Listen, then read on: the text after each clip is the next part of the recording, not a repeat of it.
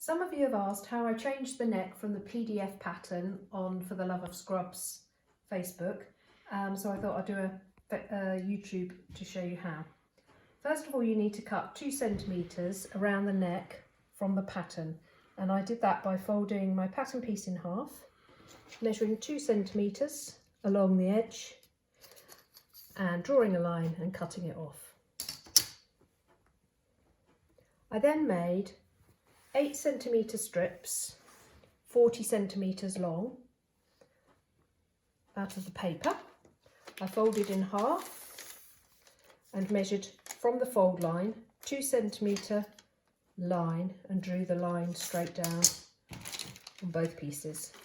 I then positioned that line on the new cut line of the neck on both sides,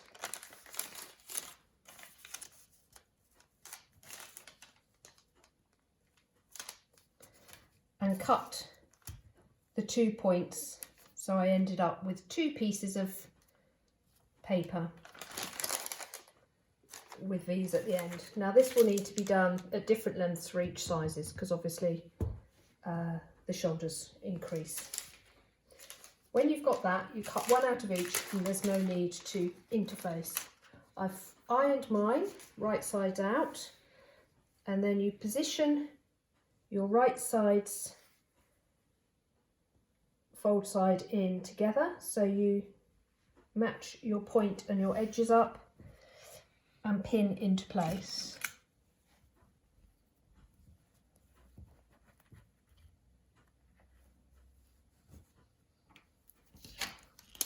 I then draw a line from point to V down the middle to know where my centre point is. This can obviously be done in a removable ink pen for your real garment. I also draw the middle on the wrong side of the fabric down for about 1 inch, so I have some points to match when I'm sewing. I now stitch the 2 pieces into place on the edge.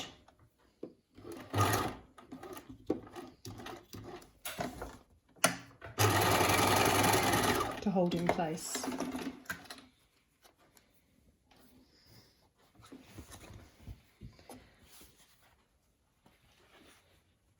I'm now putting the 3 raw edges together at the top and stitching down from the top. These have got 1 centimetre seam allowances on, so you stick to the 1 centimetre seam allowance from the pattern.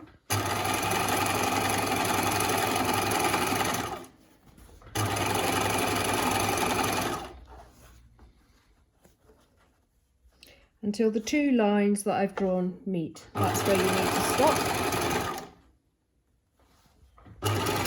You can put a pin in or put a dot on the top. You then need to lift your needle, lift your foot rather, and snip your garment down to the point of your needle, which is a bit tricky, and you have to try and get down as far as you can, otherwise you may get a little tuck. You now pivot and put your other raw edge against your other side of your V-neck edge and sew to the top.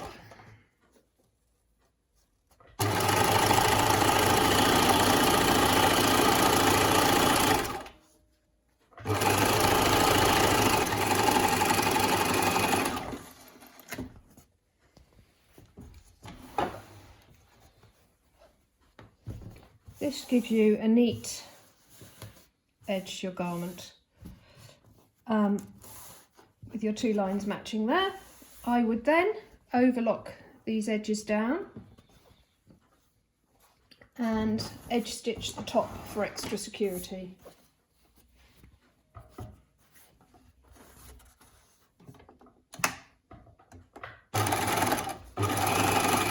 Through the seam length.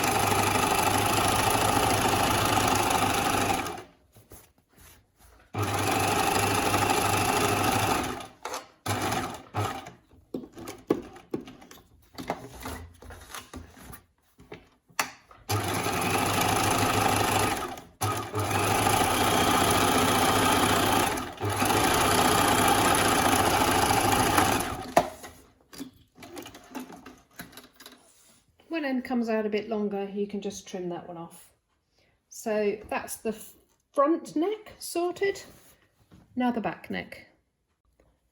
For the back neck, I've cut a bias binding strip 5 centimetres wide, pressed it in half. I then place it on the right side of the fabric, all edges, raw edges together, with about 1 centimetre over, and stitch into place.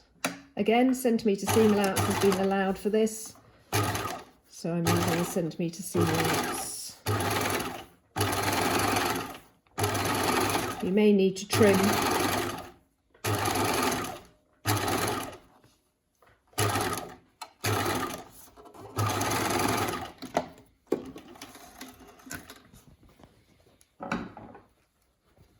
I just cut the bias binding edges off of the raw fabric left and trim to size after.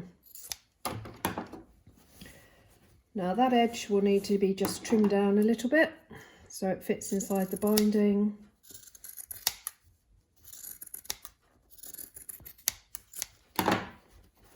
And edge stitched into place.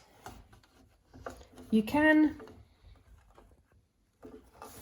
understitch first, but as we're trying to run out as many as possible, and they're a nice firm cotton fabric, I'm finding I'm not needing to do this.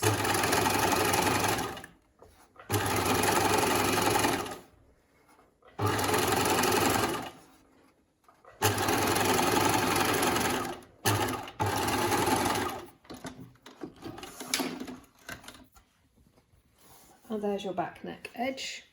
It's very firm because it has 3 layers and nice and neat on the inside. I now would place the right sides together and stitch my shoulders.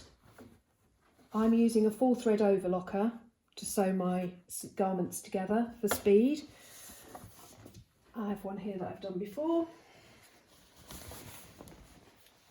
So I have overlocked the neck, overlocked the shoulders together, and now I'm going to show you how to finish this overlocked edge to make it secure and neater, which I have done over this side.